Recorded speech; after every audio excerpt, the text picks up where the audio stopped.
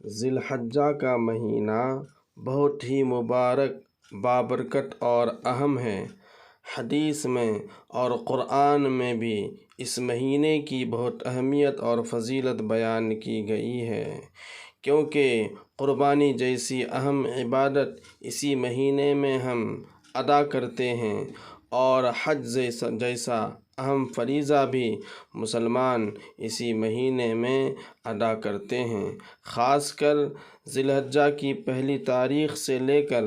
9ویں تاریخ تک اس مہینے کی بہت زیادہ اہمیت بیان کی گئی ہے کہ ان دنوں میں اگر کوئی آدمی ایک دن روزہ رکھے گا، 9 تاریخ تک اگر کسی بھی دن روزہ رکھے گا تو اللہ تبارک و تعالی ایک دن کے روزے کے بدلے میں 1 سال روزہ رکھنے کا اس کو ثواب عطا کرے گا۔ اور اگر وہ ذی الحجہ کے مہینے کی راتوں میں جاگے گا تو اللہ تبارک و تعالی ان راتوں میں جاگنے کی وجہ سے شب قدر میں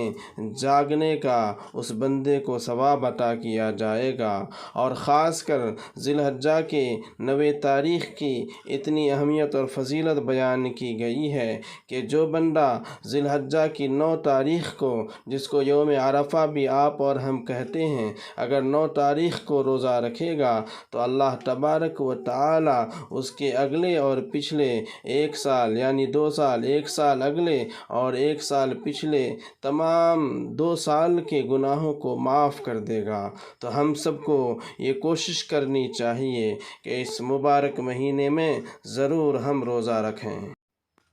خاص کر یوم عرفہ 9 تاریخ کے روزہ کو ضرور رکھیں، کیونکہ اس کی بہت اہمیت اور فضیلت بیان کی گئی ہے۔ اور خاص کر جو لوگ دیندار سمجھتے ہیں اور دیندار سمجھے جاتے ہیں اور گھر کی مستورات ان روزوں کو، 9 تاریخ کے روزے کو آرام سے رکھ سکتی ہیں، اسی لیے ہم سب کو چاہیے اور ان سب کو چاہیے کہ